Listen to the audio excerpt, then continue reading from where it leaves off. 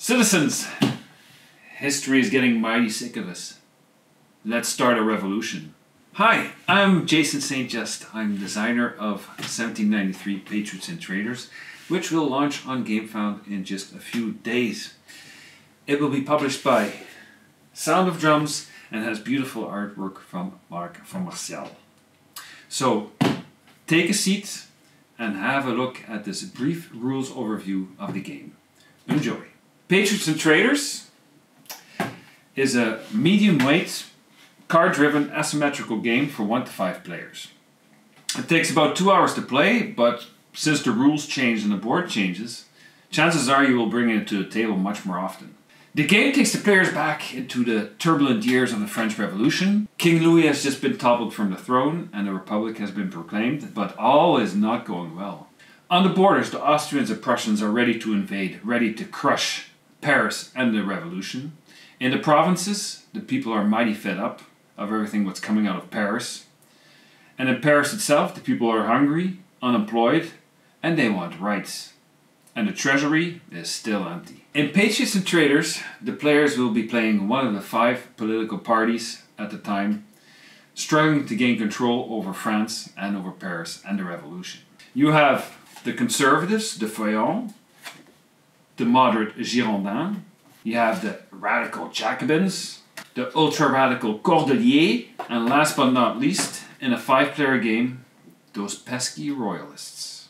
So keep in mind everybody, this is just a prototype, this is not going to be the final deal. So the game takes place during 21 rounds, starting in November of 1792, so Frimaire, and ending in Thermidor 1794. Historically, the fall of Robespierre.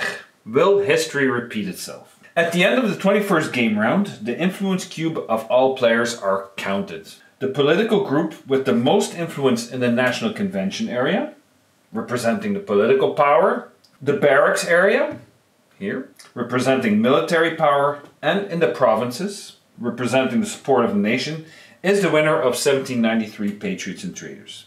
However, the game can also end prematurely. 1.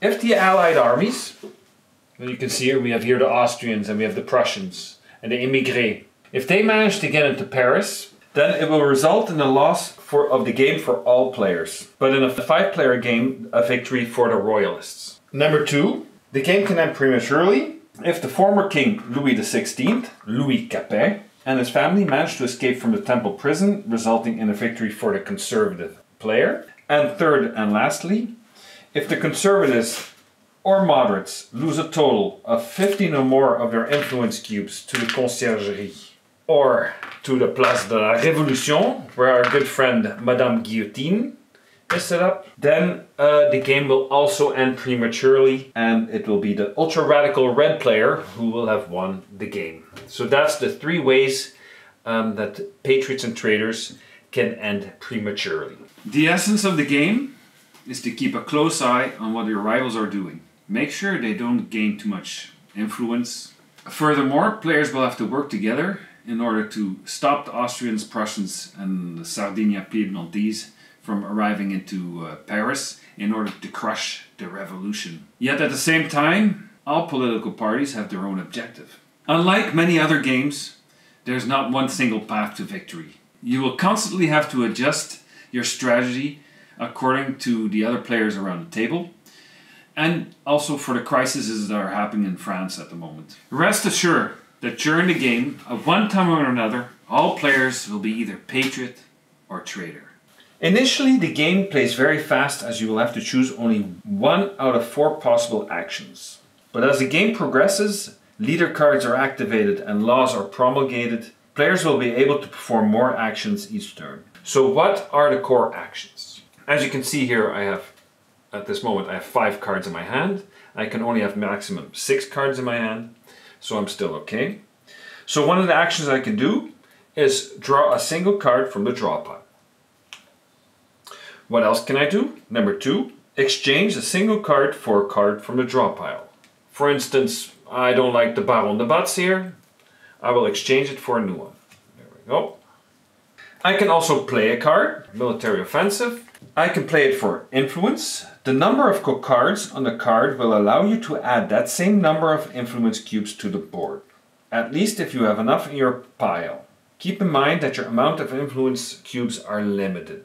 So we can see here 3 cockades on the card, so that means I can add a number of 3 cubes somewhere on the board. So I can put one here in the Palais Égalité, I can put one here in the barracks, and I can say, for example, put them in Bourgogne, here in the province. What else can I do with the card that I played? That's the second thing. I can buy currency.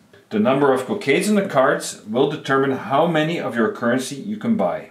Keep in mind that the sort of currency is dependent on the political faction you are playing, but these can be traded, exchanged, or bribed amongst players during the play. We have the assignat tokens for the royalists and conservatives. We have the newspapers for the moderates and radicals. At this moment I have the blue cube, so I'm the radical Jacobins. And we have the street thug tokens for the ultra radicals for the red. So I could exchange, let's say I have 3 cockades here on my military offensive. I'm going to use 2 to place. I'm going to put one here in the National Convention, and I'm going to put one in the Paris streets to have some support from the people. And I'm going to use this last one to buy my specific currency, which is a newspaper, because I'm the blue player. What else can I do? On the bottom you can see that I can also perform an action. Here it's move an activated general, 1 province, to go on the offensive against a foreign army, to liberate a province or move it to Paris to help with a coup d'etat. So for instance, say for example I had a general, I could play this card for that action, which means I could move my general. Say if I have a general here in Bourgogne, I can move him to Alsace. What's the last action that we can perform? Here I have a leader card. So we have here, for instance, our good friend Robespierre. So I'm the blue player. You can see he can be activated by the radical Jacobins, the blue. What happens then if he's activated? He prevents the switching or removal of his influence on the Paris board. So Robespierre is an excellent leader to have. All the action in Patriots and Traitors takes place on 2 boards. There's the Paris board, and you also have the France board. While designing the game, I want to keep the players constantly on their toes. That's why I designed 2 separate boards. This way, the players will have to divide their attention. So let's go have a look at the 2 different boards. The Paris board obviously represents the different parts of Paris. Here's where most of the important episodes of the French Revolution took place. 1793 Patriots and Traitors is at its core an area control game. Controlling any of these areas will offer the player a number of benefits. So here we have the Palais Égalité. This is a place for entertainment and petty crime. A majority here will offer the player the benefit that all cockades on his action cards will always be worth 3 cockades. So what do I mean with that? Here are a few action cards. You see here my arrest card. It only has 1 cockade, but it will not matter, because when I play this and I have a majority in the Palais Égalité, this will always be worth 3, even though there's only 1 on it, thanks to the Palais Égalité. Also, there's another benefit to the Palais Égalité. It will allow players in that area to exchange cards with each other. Say, for example, we have the Jacobin blue and the ultra-radical Cordelier red here together. They will be able to exchange cards with each other throughout the game. Next we have the Temple Prison. Here's where the former king and his family have been imprisoned. Guarding it well will prevent the conservative Feuillon from helping the king to escape. Say, for example, the yellow managed to get 4 of their cubes on there and they play the Baron de Batz card, then the king will be rescued. So that's why it's important, if you're not from the yellow faction, to place a cube there also, just to make sure that the king does not manage to escape. The Paris streets. This area represents your popularity amongst the sans-culottes, the rabble if you will. The area might seem useless because it's not immediately offers any advantages, but looks can deceive, watch out. If you are able to incite the anger of the masses, they will allow you to start a coup d'etat and purge the government. It's an efficient way to send your rivals to the guillotine. Then we have the Notre Dame, the last vestige of the Roman Catholic Church. It represents the player's religious support. Whoever has the majority there will reap the benefit of being able to draw up to 3 cards from the draw pile. So as you will know, per action, normally you're only allowed to draw 1 card from the draw pile. But if you have a majority here in the Notre Dame, you'll be able to take 3. Furthermore, Notre Dame is also very important if you want to, it offers support, the church offers support if you start a civil war. More on this later. The barracks. Here's where the Paris National Guard and the army resides. It represents your military muscle. The more influence you have in the barracks, the stronger your armies are and the safer your political power in the National Convention. The National Convention represents your political power. It's one of the most important areas of the game. The player with a majority in the National Convention will start the game round, and at the end of a round, whoever has a majority there will be allowed to propose a new law. For example, so the green ones have a majority at this moment, so they will not only start the next round because they have a majority there, they will also be able to propose one of the laws, such as the law of the maximum, the law confiscation of the émigrés, the law of universal suffrage, the law of suspects. When you propose a law, this will obviously also change the rules of the game, at least if it passes. The conciergerie, this is the infamous prison of Paris.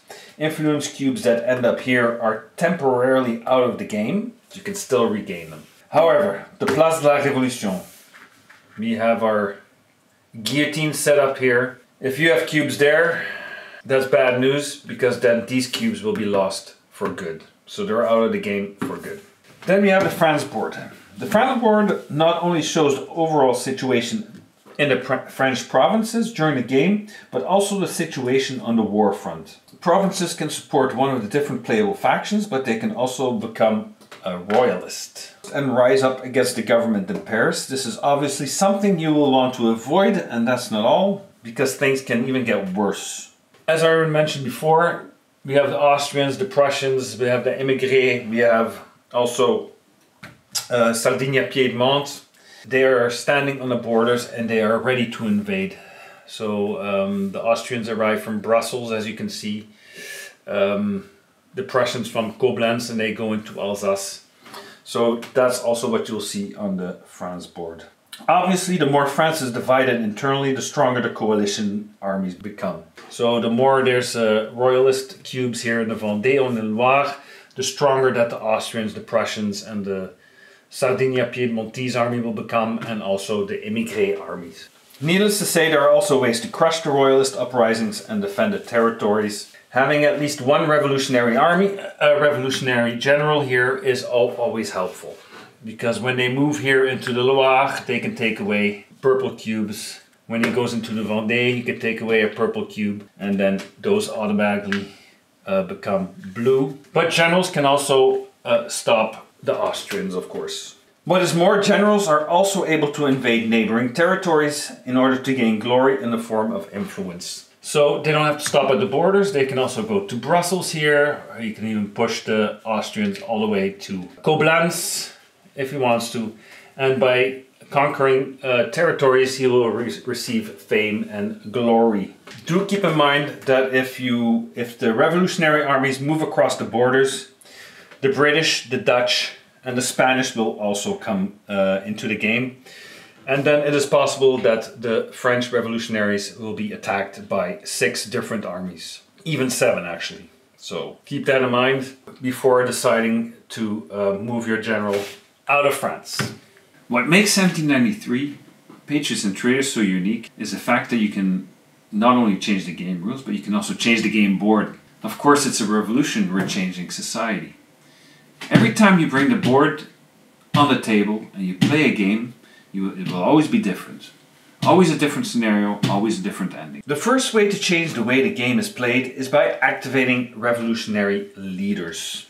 There are a number of revolutionary leaders present in the game.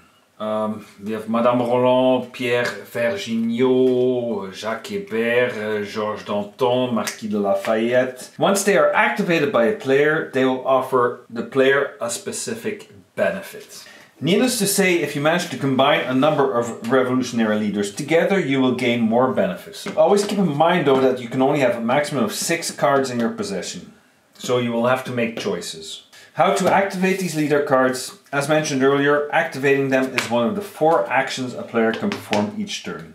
Keep in mind that only leaders that have your political faction symbol can join your side. For instance, Jacques Danton has 3 different symbols, so he can be activated by the moderates, the conservatives, and the radicals.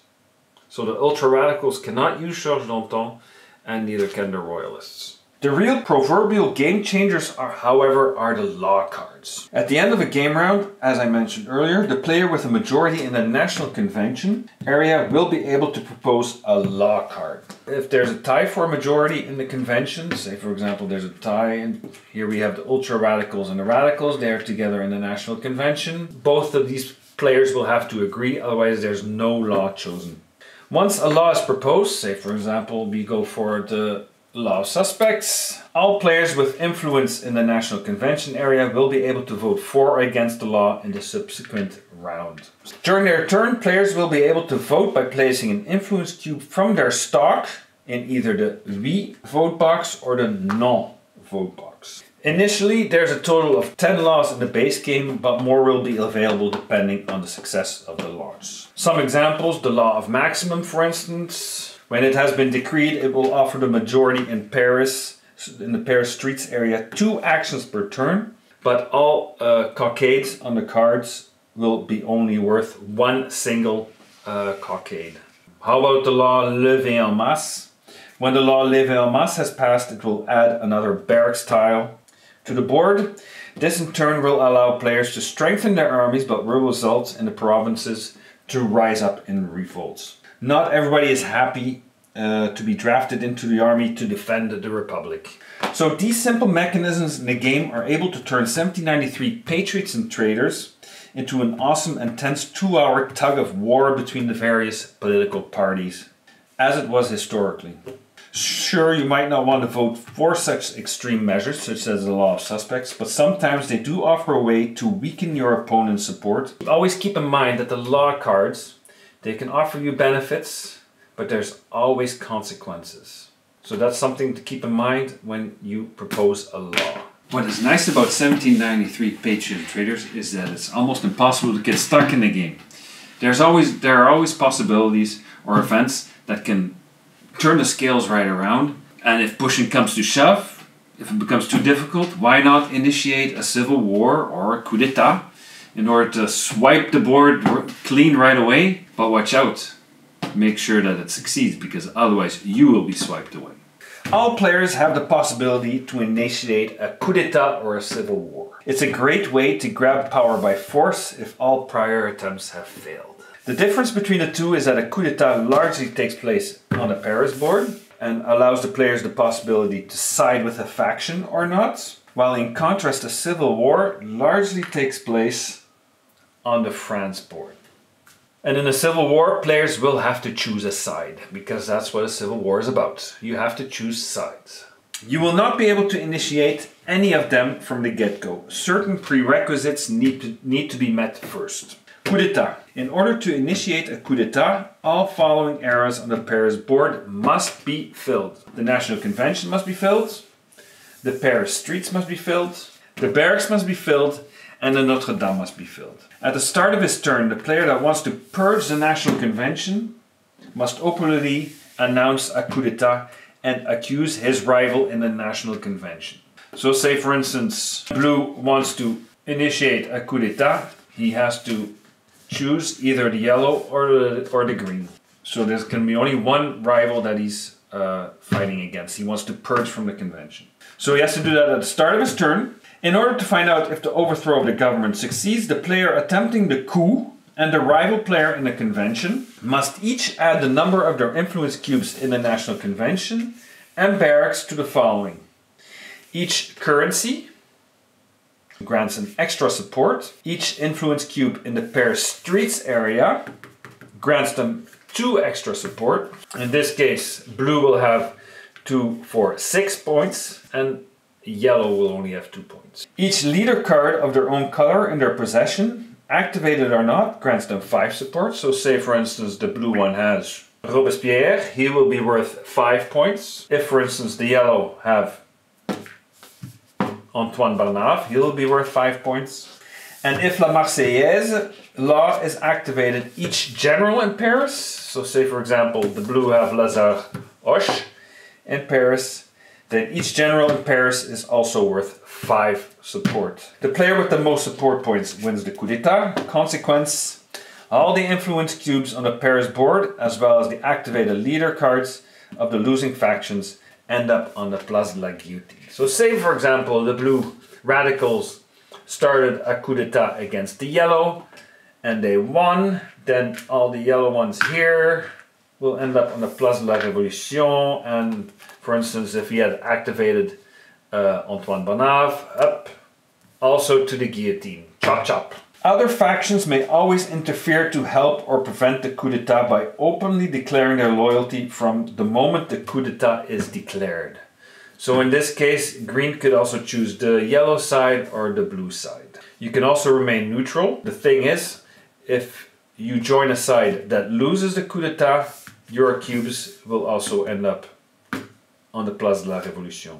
Prerequisite to attempting a civil war is that a player must control at least 7 provinces. At the start of his turn, the player that wants to defy the National Convention must openly proclaim a civil war. So yellow decides to proclaim a civil war here because he has 1, 2, 3, 4, 5, 6, 7 provinces. So he wants to gain the power in France. So he's going to have to purge the National Convention. In order to find out if a civil war succeeds, the player attempting the civil war, so the conservative yellow in this case, and the player with the current majority in the National Convention, which are the blue, must add the number of influence cubes in the National Convention to the following. Each currency in the player's possession grants an extra support. Each royalist influence in the provinces grants 1 support, but only to the yellow. So say for example there was a purple one here and there, then the yellow could make use of that as an extra point. So each royalist influence cubes in the provinces grants 1 support, but only to the yellow or green player. Each influence cube in a Notre Dame, so say for example yellow also had a cube in the Notre Dame. This is also what I explained earlier on. Each influence cube in a Notre Dame grants 2 support, and the royalist card Marquis de la Rouerie, activated or in the hand of the yellow or moderate player, grants an extra 5 support. Once again, the player with the most support wins the political showdown, but in contrast to a coup d'etat, if a civil war is declared, the other players must choose a side and cannot remain neutral. That's why it's called a civil war. In other words, the red player, the ultra radical, and the moderate will also have to choose a side. The consequences, all the influence cubes on the Paris board, as well as the activated leader cards of the losing factions end up on the Place de la Revolution and are guillotined. So say for example that yellow had won and red and blue had sided together, they would have lost. So all their cubes would end up on the Place de la Revolution together with their eventual leader cards. If the civil war was a success, the initiator may deactivate any laws that were passed under the former regime and will start the following round. Now you're probably waiting for some tips and tricks in order to win the game. I'm the designer. Do I have any? Of course I do. But I won't say anything. Just try it out yourself, play the game, and you'll survive. Well,